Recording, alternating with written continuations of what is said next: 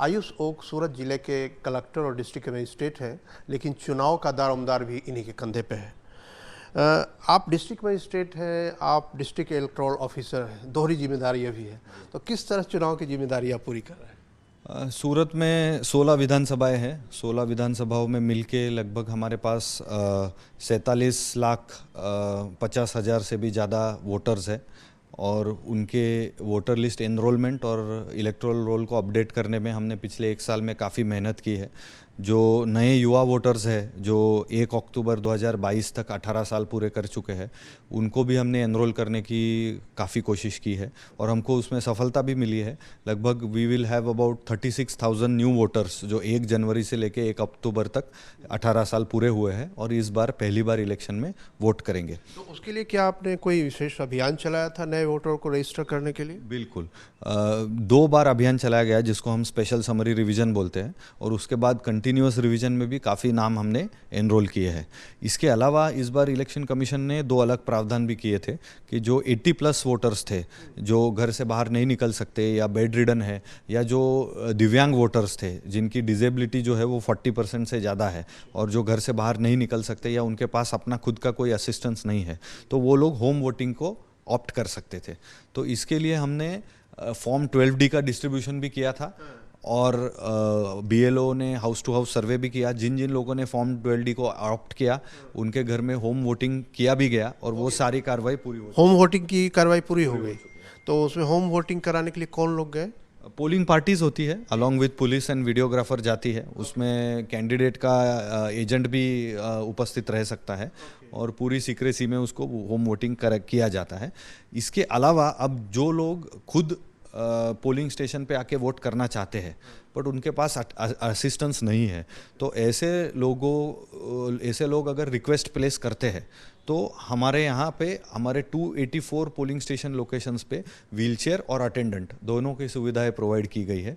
तो ऐसे रिक्वेस्ट आए हैं आपके पास? बिल्कुल आए हैं और हम उनको प्रोवाइड भी करेंगे। इसके अलावा अगर मान लो कि लास्ट मिनट पे कोई प्रेग्नेंट वीमेन भी आती है कि जिनको वोट कराना है but she is not able to walk या चल नहीं पा रही है, तो उनके लिए भी हम अटेंडेंट और व्हीलचेयर का प्रोविज़न करके रखे हैं। तो आपका जो कार्य क्षेत्र है उसमें कुछ शहरी क्षेत्र भी हैं और कुछ ग्रामीण क्षेत्र भी हैं, क्योंकि सूरत सिटी में 12 क्षेत्र हैं और उसके 4 इसका मतलब कि ग्रामीण है। तो ग्रामीण और शहरी क्षेत्रों में आपने जो सुविधाएं दी हैं वो अलग अलग हैं या एक ही तरह की सुविधाएं? एक ही तरह की सुविधाएं हैं सभी के लिए। सिटी एरियाज़ में सिर्फ फ़र्क इतना है कि 73 पोलिंग स्टेशन लोकेशंस ऐसे हैं जो एकदम कंजेस्टेड एरियाज़ में है, जहाँ पे पोलिंग स्टेशन लोकेशन पे पार्किंग स्पेस वगैरह अवेलेबल नहीं है और ट्रेंड यही रहा है कि ज़्यादातर जो अर्बन वोटर्स है वो वोटिंग से दूर जाने का कारण भी यही होता है कि एक तो लंबी लाइनें भी लगती है और ट्रैफिक मैनेजमेंट भी डिफ़िकल्ट हो जाता है उस दिन for lack of parking space. तो इस बार कॉरपोरेशन ने भी बहुत अच्छा काम किया है, उन्होंने सभी उनके पे एंड पार्क्स उस दिन फ्री ऑफ कॉस्ट कर दिए हैं फॉर ऑल वोटर्स। हमने ये 73 लोकेशंस पे एडिशनल ट्रैफिक के पर्सोनल भी रखे हैं, अलग अलग पार्किंग स्पेसेस भी डेजिग्नेट किए हैं फॉर 2 व्हीलर्स एंड 4 व्हीलर्स। इसके अलावा अगर क्यू बढ़ता है और मान लो कि एक लोकेशन पे 6, 7, 8, 10 बूथ भी है और अचानक से भीड़ बढ़ती है क्योंकि पीक आवर्स में वोटिंग ज़्यादा होता है, तो वहाँ पे हमने वेटिंग लाउंजेस भी क्रिएट किए हैं जहाँ पे कुर्सियाँ रखी जाएंगी। तो मान लो कि अगर क्यू बड़ा होता है और उसमें कोई बुजुर्ग या महिलाएं हैं जिनको खड़ा नहीं रह पा रहे हैं तो वो जाके बैठ भी सकते हैं। सारे बूथ पे व्यवस्था शहरी क्षेत्र? 73 हाँ, 73 जो as they have been identified as congested locations. बाकी तो सभी पोलिंग स्टेशंस में पार्किंग स्पेस अवेलेबल है। तो आप क्या कोई ऐसे वल्नरेबल भी बूथ हैं जो कि कहते हैं कि वहाँ टकराव की आशंका है या डिस्टर्बेंस हो सकता है? 2 तरह के बूथ होते हैं। एक होते हैं क्रिटिकल पोलिंग स्टेशंस जो या तो पोलिंग परसेंटेजेस बहुत हाई या लो होने के कारण हो सकते हैं या जहाँ पे इसके पहले इलेक्शन ऑफेंसेस बने थे पिछले इलेक्शंस में, ऐसे एरियाज़ हो सकते हैं, या कैंडिडेट की कोई वरी लिस्ट हो सकती है या लोकल पुलिस की कोई वरी लिस्ट हो सकती है कि यहाँ पे कम्युनल फ्लेयर अप हो सकता है या कोई कास्ट वायलेंस हो सकता है या इसके पहले 2 कैंडिडेट्स के बीच झगड़े हुए थे। तो ऐसे कई सारे पोलिंग स्टेशंस को मिला के हमारे टोटल 526 लोकेशंस ऐसे हैं 16 विधानसभाओं में जिनको हमने क्रिटिकल डिक्लेयर किया हुआ है। तो वहाँ पे इधर सेंट्रल पैरामिलिट्री फोर्सेस रखी जाती है, वहाँ पे एडिशनल माइक्रो ऑब्जर्वर रखा जाता है, उनका लाइव वेबकास्टिंग भी किया जाता है। तो ये सारे प्रावधान कमीशन के हैं जो हम हर साल करते हैं और इस बार भी वो पूरे किए गए हैं। तो लाइव वेबकास्टिंग वहीं क्रिटिकल या वल्नरेबल पे ही? बिल्कुल नहीं, टोटल हमारे 2633 पोलिंग स्टेशंस पे लाइव वेबकास्टिंग होनी है। उसमें क्रिटिकल भी आते हैं और नॉर्मल पोलिंग स्टेशंस भी आते हैं। They have been identified on the basis of network availability. Okay, अच्छा। तो ये जो चुनाव हो रहा है, ये चुनाव 1 तारीख को संपन्न हो जाएगा, उसके बाद इसको कहाँ रखेंगे? एक ही जगह पे है सारा, सूरत में रखा जाएगा या 2-3 सेंटर? सूरत में मॉडल ऐसा होता है कि फर्स्ट रैंडमाइजेशन के बाद हमने ईवीएम्स को हर एक असेंबली कॉन्स्टिट्यूएंसी को अलॉट कर दिया है। तो अभी every assembly constituency will have its own receiving end dispatch centre. वहाँ पे उनके स्ट्रॉन्ग रूम्स भी बने हैं। अभी फ़िलहाल ईवीएम्स वहीं पे है। वहाँ से वो अलॉट होंगे, वो बूथ पे जाएंगे, वोटिंग ख़त्म होने के बाद वो वापस वहीं आएंगे रिसीविंग सेंटर में, और उसके बाद सारी रिसीविंग की एक्टिविटी पूरी हो जाए तो उसके बाद सेंट्रल पैरामिलिट्री फोर्सेस के आर्म्ड एस्कॉर्ट में उन सभी ईवीएम्स को हमारे काउंटिंग सेंटर में लाया जाएगा। सारी 16 विधानसभा मिलके 2 काउंटिंग सेंटर्स हैं, एक गांधी इंजीनियरिंग है और एक SVNIT है।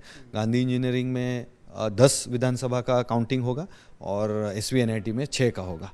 तो वहीं पे उनके अलग से स्ट्रॉन्ग रूम्स भी है और बाजू में उनके काउंटिंग सेंटर्स पे है। तो 1 तारीख की रात को उनको वहाँ रखा जाएगा। कई बार ऐसी शिकायतें आती हैं कि कुछ अमुक वोटर बोलेगा कि उसका नाम नहीं दिखा, तो ऐसी शिकायतों को दूर करने का कोई अवसर होगा क्या आपके पास? इसीलिए हमने अभी एक्सटेंसिव अवसर की एक्टिविटी चला रहे हैं, स्वीप की एक्टिविटी, कि आप बाकायदा आपका नाम ऑनलाइन भी चेक कर सकते हैं। nvsp.in की वेबसाइट भी है। इलेक्शन कमीशन के 2 ऐप्स भी है, एक एंड्रॉयड बेस्ड ऐप है, एक iOS बेस्ड ऐप है।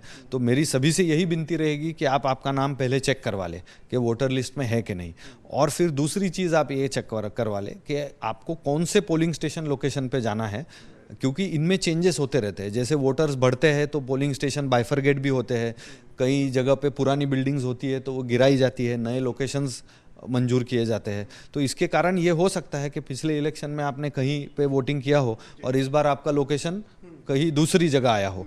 बट ये हम इंश्योर करते हैं कि 2 किलोमीटर से ज़्यादा दूर किसी भी रेसिडेंट का पोलिंग स्टेशन उससे 2 किलोमीटर से ज़्यादा दूर नहीं हो। तो हाँ, ये आइडेंटिफाई करना बहुत ज़रूरी है।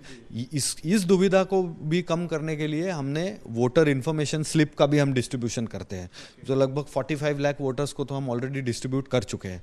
उस वोटर इन्फॉर्मेशन स्लिप में आपका नाम कौन से पार्ट में है वो डिटेल्स भी होती है, और आपको कौन से लोकेशन पे जाना है वो डिटेल्स भी होती है। ये पहले घर घर भेज दिया गया है? ऑलरेडी भेज दिया गया है और 45 लाख जितनी स्लिप्स तो डिस्ट्रीब्यूट भी हो चुकी है। बट उसके बावजूद भी अगर किसी को डाउट है तो हमारी टोल फ्री नंबर है 1950, उस पर भी कांटेक्ट कर सकते हैं।